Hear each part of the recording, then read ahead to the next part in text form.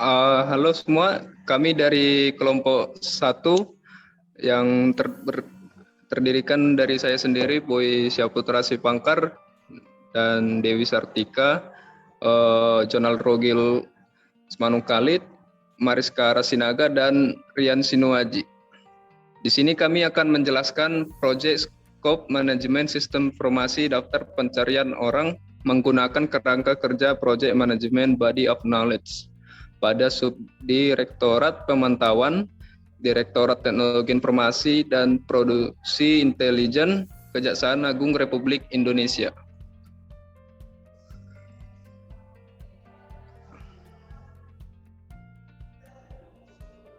Abstrak.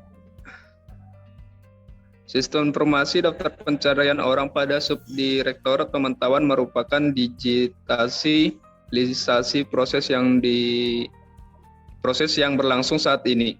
Dengan proses tersebut, secara tidak langsung Subdirektorat Pemantauan selaku unit kerja di Kejaksaan mendukung atas kehadiran Peraturan Presiden Nomor 95 tentang Sistem Pemerintahan Berbasis Elektronik.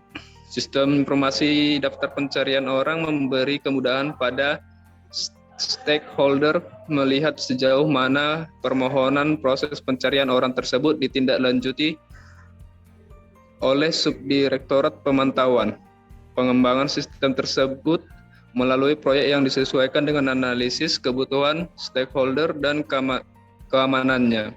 Dengan Project Scope Management diharapkan menjamin semua pekerjaan yang dibutuhkan dapat tercakup dalam proyek ini. Metodologi penelitian. Metode penelitian yang digunakan penulis adalah metode pengumpulan data dan metode analisis data. Dalam metode pengumpulan data digunakan cara studi literatur dan studi lapangan. Sedangkan studi lapangan dilakukan dengan observasi terhadap kegiatan atau proses bisnis di lingkungan kejaksaan dan wawancara kepada tim proyek. Dalam metode analisis data dilakukan dengan mengolah data yang ada dengan membuat work breakdown struktur atau WBS dan WBS dictionary sebagai salah satu output dalam project management scope pengembangan sistem informasi daftar pencarian orang.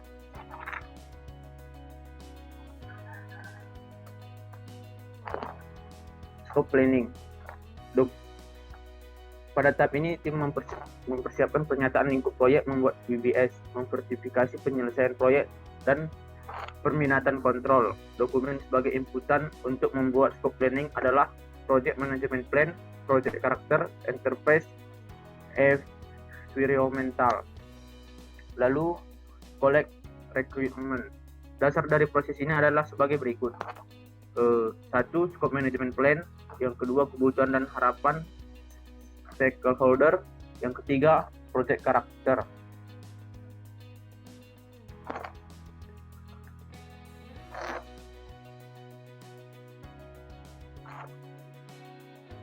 Dokumentasi dapat dibuat seperti tabel. Tabel daftar kebutuhan. Yang pertama, tampilan dan fitur dashboard admin. Yang kedua, tampilan dan fitur dashboard user. Dan yang ketiga, security website. Copy definition. Ruang lingkup ini termasuk desain sistem informasi, proses coding, testing, aplikasi, dan instalasi server dan jaringan. Dari setiap poin ruang lingkup perlu juga dibuatkan parameter keberhasilan alternatif cadangan apabila terdapat proses di ruang lingkup yang gagal dan personel yang bertanggung jawab terhadapnya.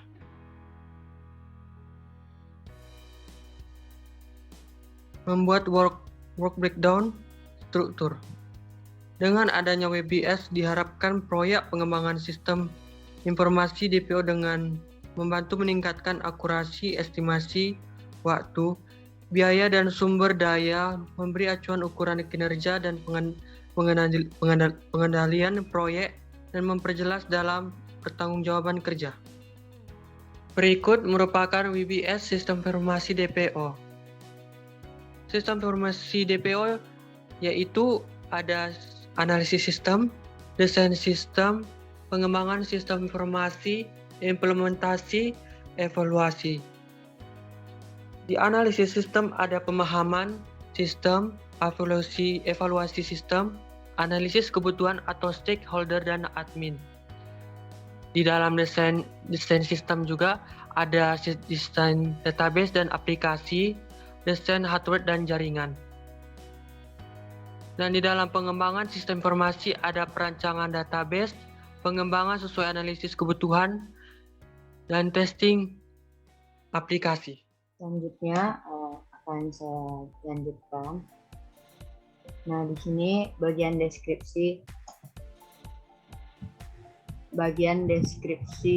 dari WBS dapat ditulis dalam bentuk tabular. Di sini ada tabel. Di sini ada tiga level pertama, level kedua, dan level ketiga. Di mana level satunya itu sistem informasi DTO. Level keduanya itu terdapat pecahan dari level 1, yaitu 1.1 analisis sistem, 1.2 desain sistem, 1.3 pengembangan sistem informasi, 1.4 implementasi, dan 1.5 evaluasi. Di bagian level 3 itu rincian pecahan dari level kedua, 1.1 pemahaman sistem, 1.1.2 evaluasi sistem, 1.1.3 itu analisis kebutuhan. Dan di bagian pemecahan level 3 dari desain sistem, ada desain database dan aplikasi, ada desain hardware dan jaringan. Dan di bagian pemecahan level 2 di level 3 ada perancangan database, pengembangan aplikasi sesuai analisis kebutuhan, ada testing aplikasi. Selanjutnya di sini akan diperjelas WBS juga perlu WBS Dictionary. Jadi di sini ID 1.1 itu berarti nama WBS-nya analisis sistem. Di mana analisis sistem itu dipecahkan lagi ke dalam level 2 di ID 1.1.1 yang nama WBS-nya itu pemahaman sistem. Di mana output yang dihasilkan melakukan review sistem yang sedang berjalan saat ini. Dan kompleksitasnya itu rendah.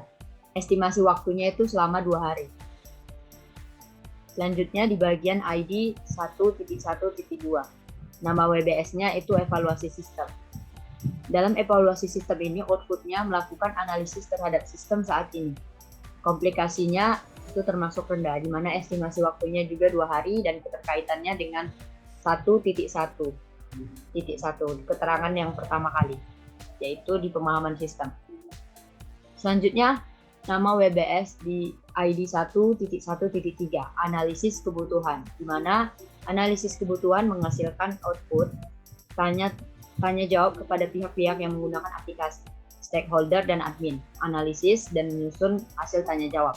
Komplikasinya termasuk tinggi, di mana estimasi waktu yang dibutuhkan itu 10 hari. Keterkaitannya itu berkaitan dengan ID 1.1.1 dan ID 1.1.2, atau bisa dibilang berkaitan dengan pemahaman sistem dan evaluasi sistem. Kemudian di bagian level 1 di bagian desain sistem. Di bagian desain sistem dipecahkan menjadi desain database dan aplikasi di ID 1.2.1, di mana outputnya itu membuat desain database, membuat desain sistem informasi dalam bentuk diagram UML. Komplikasinya sedang dan estimasi waktunya 19 hari dan berkaitan dengan 1.1.3. 1.1.3 itu analisis kebutuhan.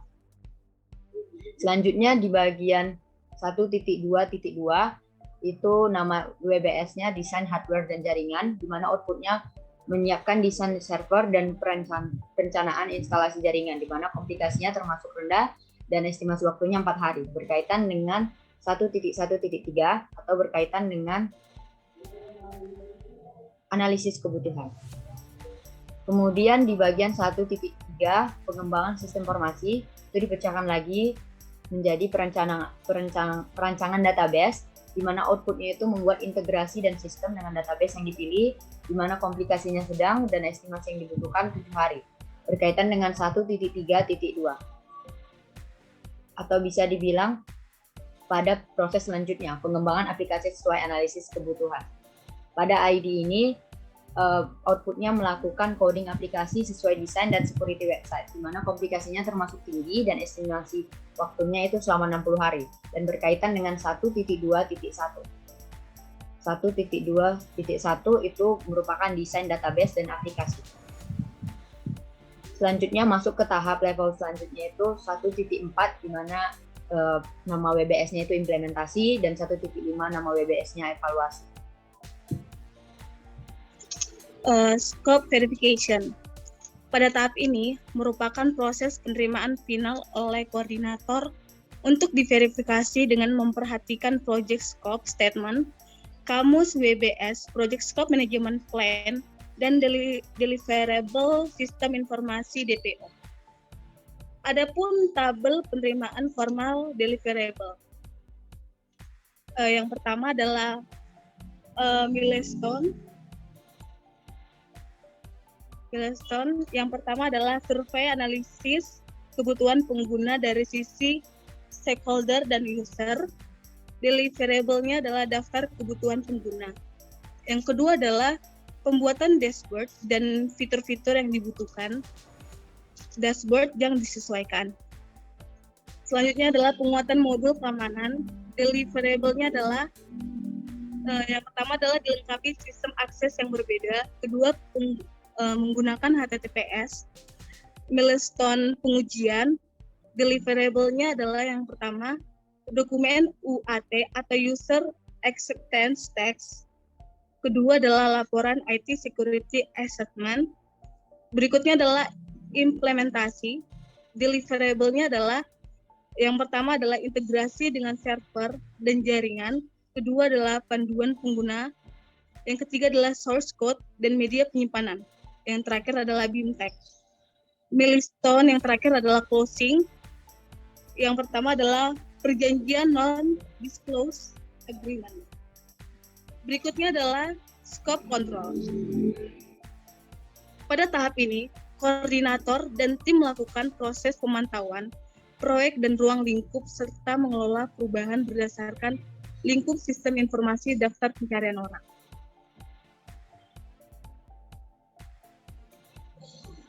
Di sini adalah penutup. Kesimpulan dari jurnal tersebut adalah dengan adanya project scope management, maka proyek rancang bangun sistem informasi daftar pencarian orang akan diinventaris semua pekerjaan hingga deliverable text yang telah ditetapkan. Sistem informasi daftar pencarian orang dibangun sesuai dengan kebutuhan stakeholder. Dengan adanya sistem tersebut, maka dapat meningkatkan mutu layanan publik subdirektori pemantauan. Demikianlah hasil presentasi dari kelompok kami. Sekian dan terima kasih.